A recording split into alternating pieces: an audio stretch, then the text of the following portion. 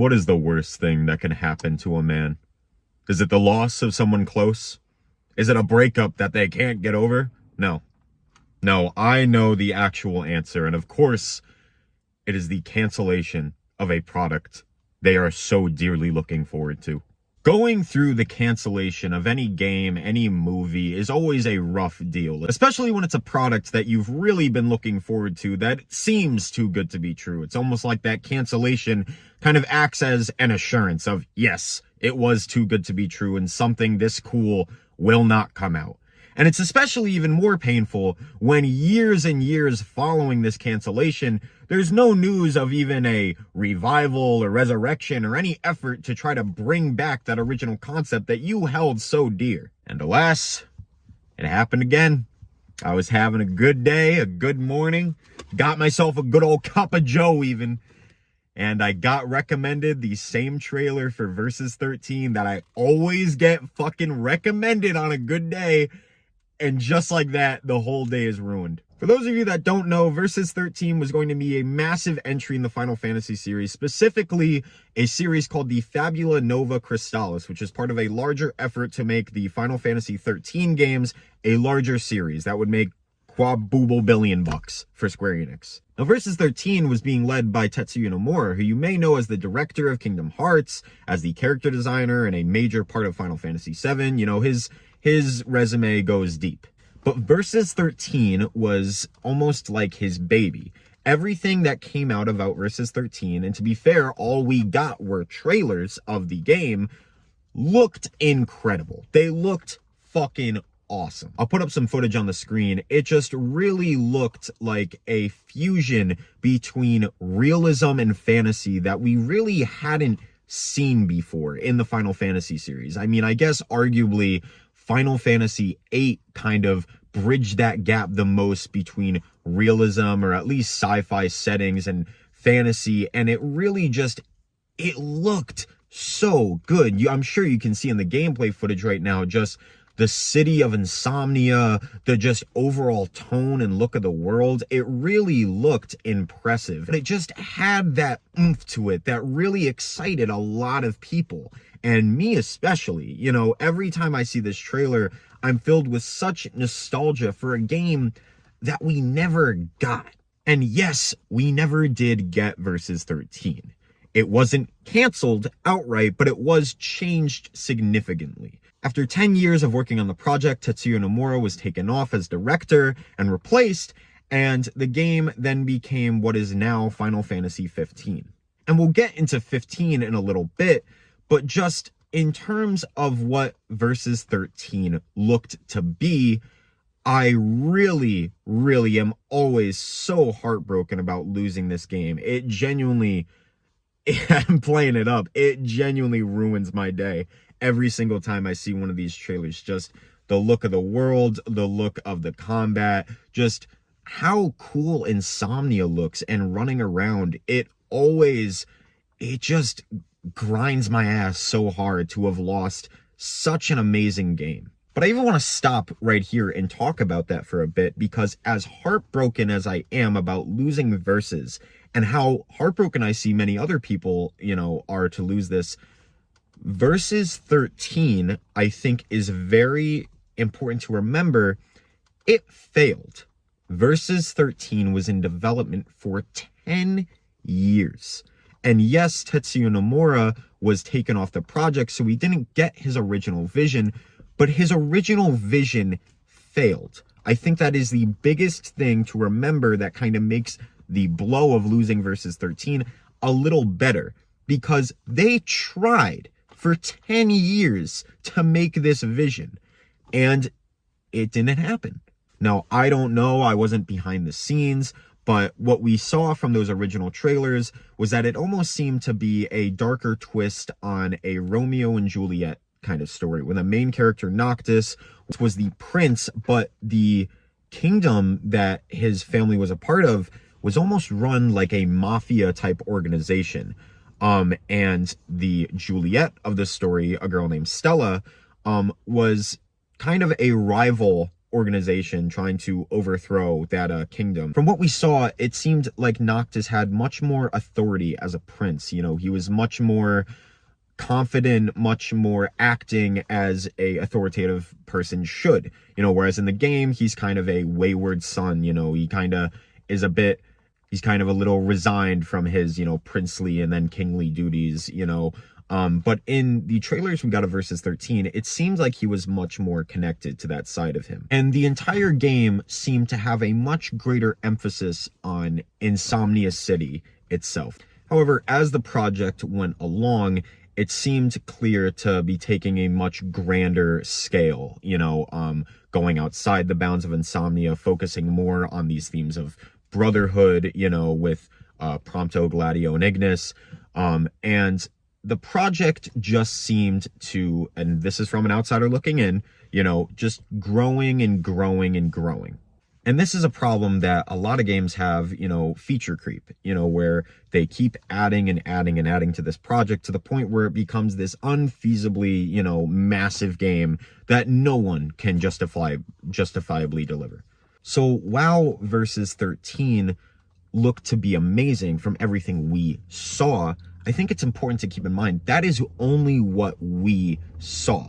And those trailers that look so cool are just a glimpse of something that was much more complicated behind the scenes. Tetsuya Nomura, he faces a lot of criticism from a lot of people in the gaming industry, and truly a lot of it's undeserved.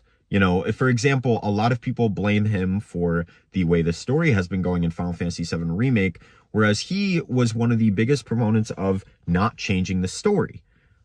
So I don't think Tetsuya Nomura is this horrible person. In fact, I think every product he makes is very interesting, captivating, and has a unique style, and it always has that iconic feel that I think is so integral for the Final Fantasy series. But Tetsuya Nomura, I do think, is a type of director where he makes a cool looking thing first and figures out how it fits in later. And the biggest idea of this, I believe it can be seen in the Kingdom Hearts series. For example, these secret movies that always play at the end of a Kingdom Hearts game. They always look super interesting, super captivating. What the hell is going on in this? And then you get to the game and it's underwhelming. You don't really, it's like, oh, well, let's just fit this in. How do we get Riku fighting Roxas? Okay, we'll do it.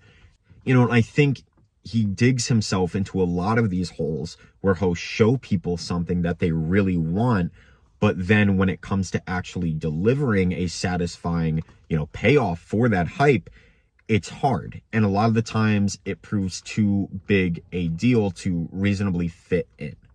Now, this also speaks to a larger problem that I think the gaming industry as a whole has, but specifically Square Enix. They announce their games way too fucking early. There is no world in which you should be waiting and anticipating a game for 5, 7, 10 years. It is absurd. Now, in some cases, it's understandable with cases such as Final Fantasy VII Remake, where they announced it in 2015, and then we didn't hear anything about it until, what, 2019, 2020? In a case such as that, it was going through development hell. It restarted development about 2 to 3 years in. So you can understand certain games, you know, it's hard. But with games such as Kingdom Hearts 3, the wait for that game was fucking preposterous. And they're doing it again right now with Kingdom Hearts 4. You know, it's absurd why they announce these games so far early into development, because all it does is it creates this unrealistic expectation for the game that will never be met ever. Because you announce a game, say in 2013, and people see that initial vision, and then you don't follow it up at all for another 2-3 years.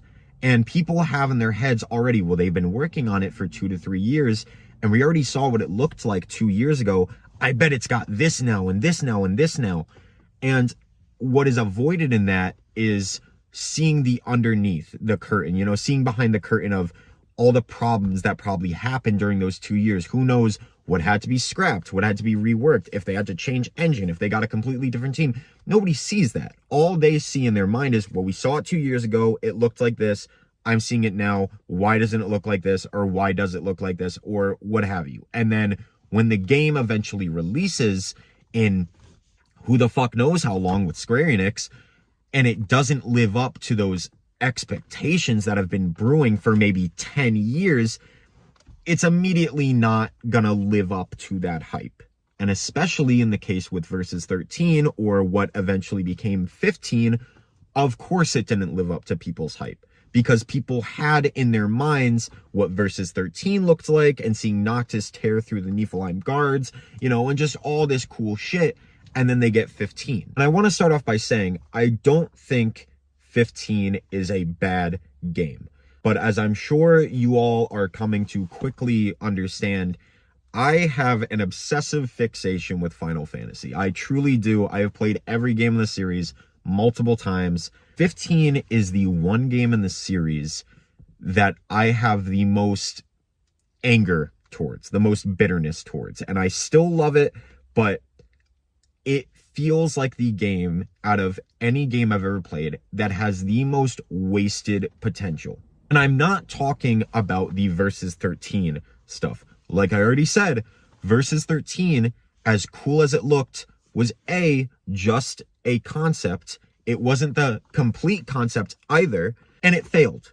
It wasn't a thing. So it changed. But even from what Final Fantasy 15 showed off to us, it did not live up to the hype, even of itself. Final Fantasy 15's trailers alone showed off so many cool moments, so many cool events, such as the raid on Altissia. In the trailer, you're rolling through buildings, you're crashing through windows, you're jumping on rooftops and teleporting places.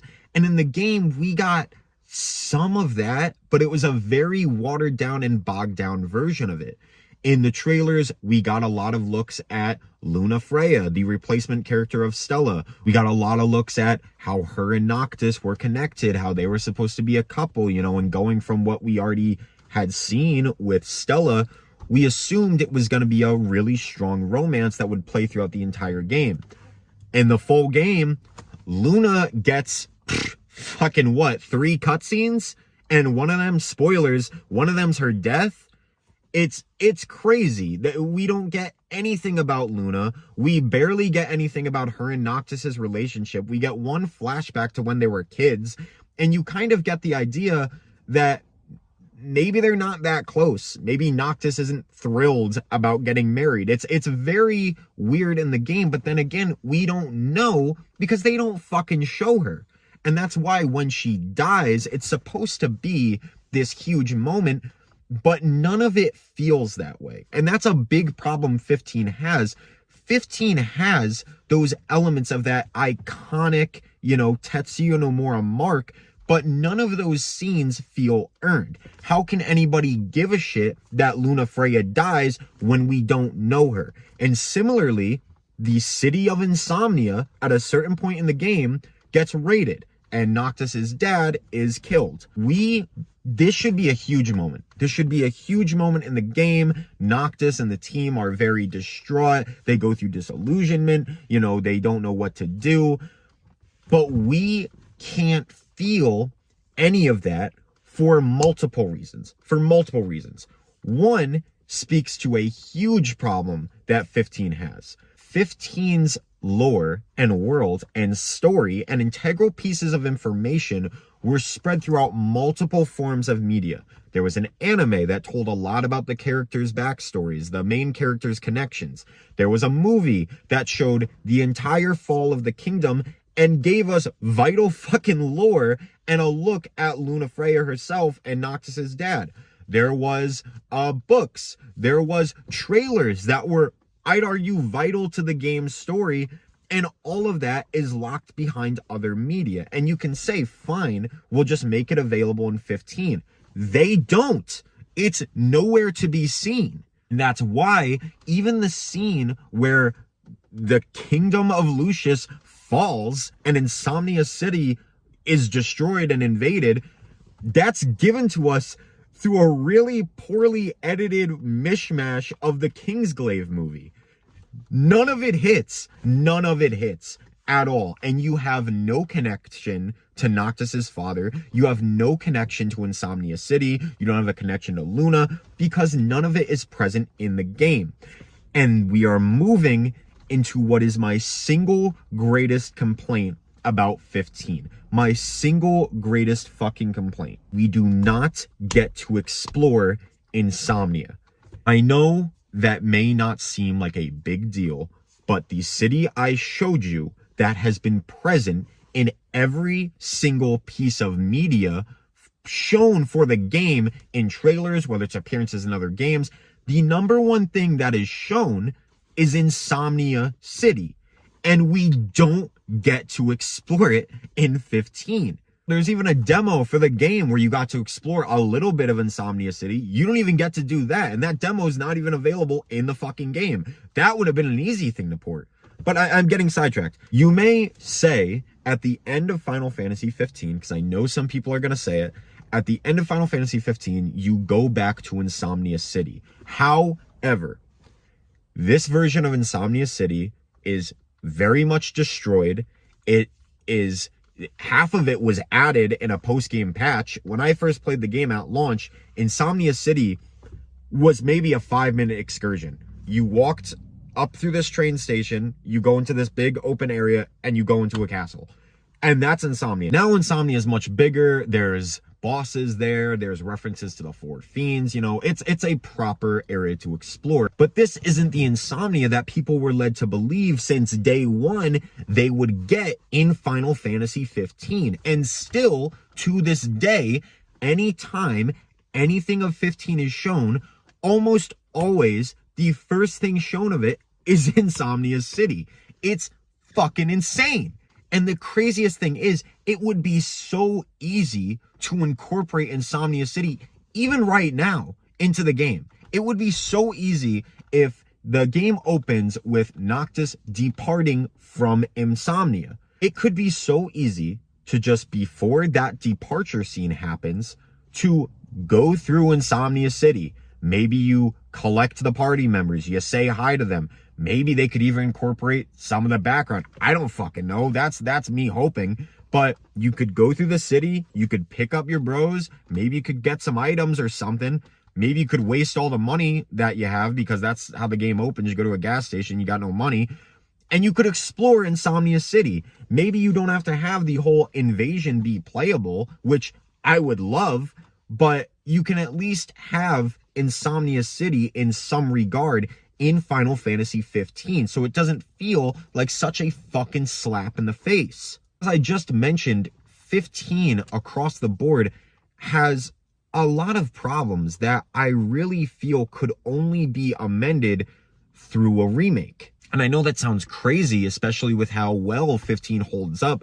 15 is almost going to be a 10-year-old game, which is really sad to think about. But yeah, 2016, it's coming up on it. But I really do think 15, out of almost every Final Fantasy game, maybe barring, you know, a remake of 8 would really help that game. But I think 15 is the most deserving of a remake just because it has such an untapped potential. And I don't want to see them completely redo versus 13, but I do want certain changes made. One, you absolutely have to have Insomnia City be more present.